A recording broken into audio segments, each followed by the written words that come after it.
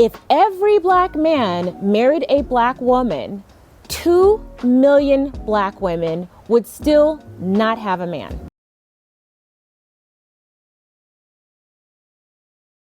Live well to the extreme now. Put your pinkies up now, up, up now, up.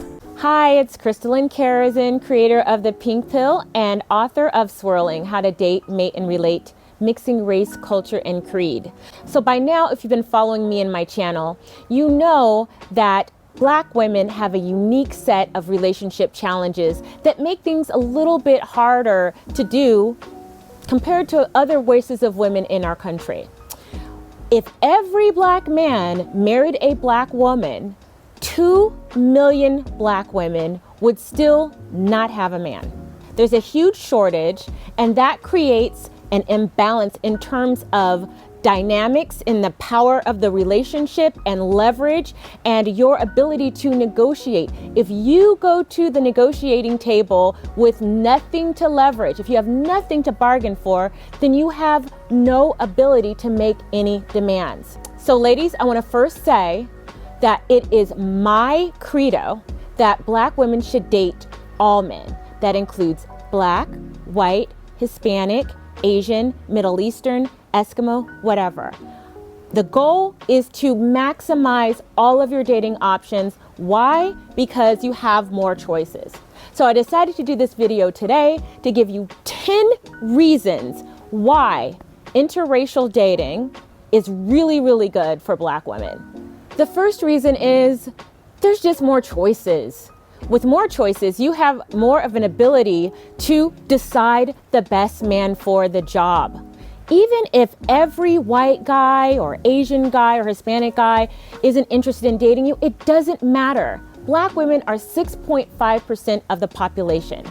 There is enough men to go around that would be interested in you that would make it a surplus for you in terms of the relationship and marriage market. So you get more choices. Remember what I always say. With choices comes power, and with power comes respect. You'll now be able to negotiate when it comes to the relationship dynamic. When you're sitting at the table and you're negotiating things, now you won't have to settle. You won't have to settle and compromise yourself and your values just so you can have a man. You can stick to your standards if you have a huge pool of men and suitors who are interested in you. Number 2, you have more access to hypergamous relationships. We always talk about hypergamy, don't we, ladies? It's the practice of marrying up. You want to do better. You want to be with somebody who's going to be able to provide, protect, and produce. Well, if you expand your dating options, then that makes it more likely for you to have a hypergamous situation because on average, other races of men are ranking up in the salary market, and it gives you an opportunity to entertain those men. And here's another added benefit. Unfortunately, when black men reach the $100,000 mark, they are the least likely to marry. Whereas other races of men, Hispanic, Asian, Middle Eastern, they are more likely to marry once they reach that threshold. So that really gives you an opportunity to marry up. And if you marry up, that also gives you an opportunity to work or stay at home if you want to. And let's face it, 70% of black women are heads of households. And you remember that Brookings Institute study that said black women's poverty is all about the men and why our net worth is only $5. It is essential for us to be hypergamous. It is time to throw away this idea of building a man up. You've got to do what's best for you because if you get it wrong, you're going to be blamed. Number 3, you may find this shocking, but it's true. We all know that there's a colorism issue within the black community. Studies show that the darker you are, the last you are to marry. Women of lighter skin or biracial women claiming to be black get married first. The darker you are, the further back in the line that you go. But when you expand your options, especially if you are a chocolate sister like me, or mocha, which is delicious, or mahogany, you'd be surprised. Colorism is less of a factor in other communities. Now, yes, colorism is a factor in some other minority communities, but shockingly enough, the originators of colorism, and we don't need to go there, are the least likely to have those issues. They are not their fathers. That gives you an opportunity to find a variety of men who will find the beauty in you. And that makes you feel, as a result, very in demand. Number 4, you get more opportunities for different experiences and experience different cultures and even learn a new language. Relationships can be fun when both of you are different and you guys can learn from each other. It makes things more spicy. You guys come together, like a swirly ice cream cone, and together you make something new and delicious. It gives you an opportunity for a new type of culture that's a hybrid of both of you. If you're with the type of partner that believes in celebrating your heritage and you respect his heritage, it can be a beautiful and wonderful thing. Both of you can learn from each other, and that's just more fun. Number 5, sadly, Black people have the lowest marriage rates and the highest divorce rates. It simply is what it is. Also, Black women are more likely to be engaging in polyamorous relationships. That means dating a guy who's dating her and her and her, and you don't even know about it. We're sitting here waiting and waiting and waiting to be chosen, and we're never chosen. Yes, I am aware that a large percentage of Black women are educated and single, but I just can't seem to find one, and I just have to date hundreds and hundreds of them until I find the one, because I just cannot find the one. I can't. I have 4 degrees, and I'm a quality man. I've never been to jail. I'm an IBM. I just cannot find her. I'm looking, so I have to date hundreds of them before I can actually find the one. So that's why I'm 45 and I have not been married yet. I'm still holding out hope. These guys are 50 years old and swear they still can't make up their mind about who they want to marry. So when you open your dating options, that gives you more of an opportunity to encounter men who are interested in marriage, who are interested in commitment. And you know how I know? Well, Swirling came out in 2012. When I started doing research for the book, when I got the book deal in 2010, interracial relationships featuring Black women and non-Black men was only 9%. It had been 9% for 2 decades since the census started taking the data and recording it.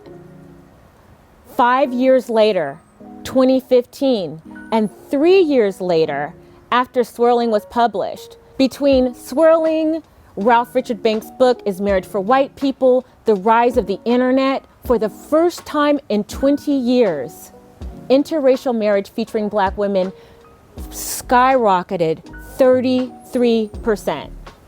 Now, you may not think that 9 and 12% is that big a deal, but it is. That's a 33% increase. So women who would otherwise not have married are marrying men from other races and giving other guys a chance, and they're finding happiness, and that makes things so lovely, and it makes me so happy. Number 6, better relationships with Black women. I believe that if many of us stop fighting each other for the same 12 guys, we're going to have better relationships with each other. We're not going to be in such competition. We're not going to feel like we can't have what the other person has. We'll be able to have an abundance and come from a perspective of abundance instead of a place of scarcity. And when we're all winning and we all have choices, even women who only want to date Black men will have a better position and possibly a better relationship with us because it's more men for them. It's a win-win situation. Number 7, ladies, you will have a chance to really express and present your best feminine self.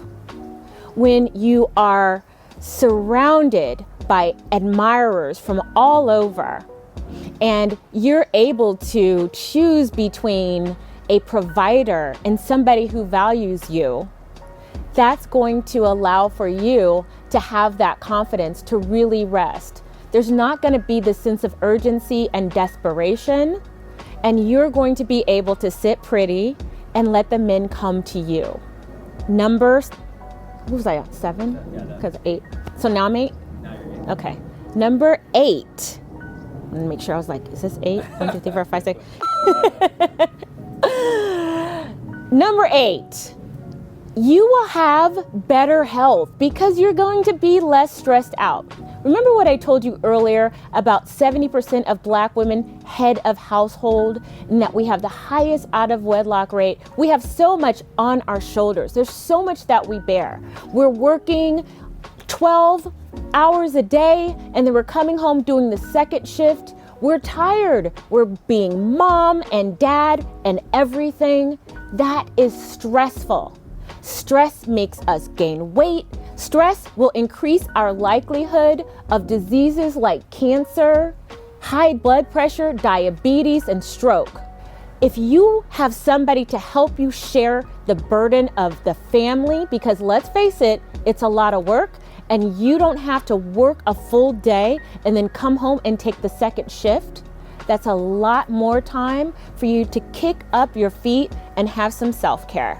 Number 9, and this is straight from Professor Ralph Richard Banks. The author is For Marriage for White People. He said that Black women interracially dating can actually be good for the Black community. Why? Because it forces the men to get out of their comfort zone and compete. It creates a higher quality man who knows that he's going to either have to rise to the occasion so that he can be competitive with other races of men, or he's just going to have to fall to the wayside. It's going to force the men to stop being so choosy and hurry up and choose before they qualify for AARP. All right, ladies, this last one is going to burn. Literally. It's gonna sting. If you come from a place of abundance and you maximize all of your options, you will be less likely of acquiring an STD or a sexually transmitted infection.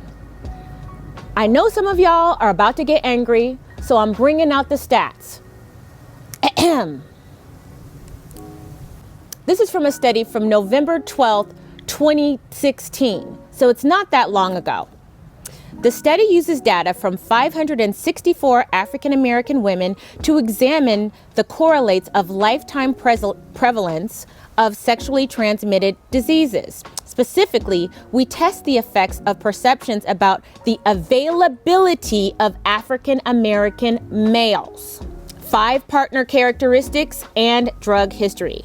At the bivariate level, women with an STI diagnosis are significantly more likely to have dated a man who is married, older, had sex with another man, involved in concurrent partnerships. That means he's dating you and having sex with you and her and her and her and her and her, and been incarcerated. Married, older, gay or bisexual, incarcerated. And ladies, don't let these men shame you and say that you're the slut, because the studies also show that women who only have 1 or 2 sexual partners are at higher risk of acquiring diseases like herpes. So you mean to tell me a woman who's had 2 sexual partners or 1 sexual partner is somehow promiscuous? Ladies, this is what happens when we come from a position of scarcity. Come from a position of abundance. Don't let these invisible lines confine you. Ladies, I hope this information was inspiring for you. I hope it was also jarring for you, because I want to shake you guys a little bit.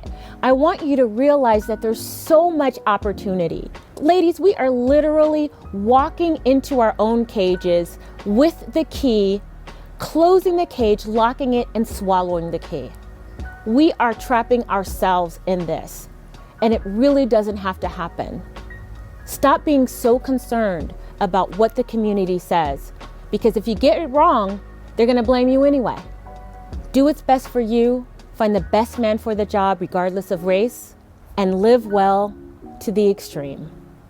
I'm Crystalline Karazin, the creator of The Pink Pill, the author of Swirling. Thank you for watching. Like, share, and subscribe.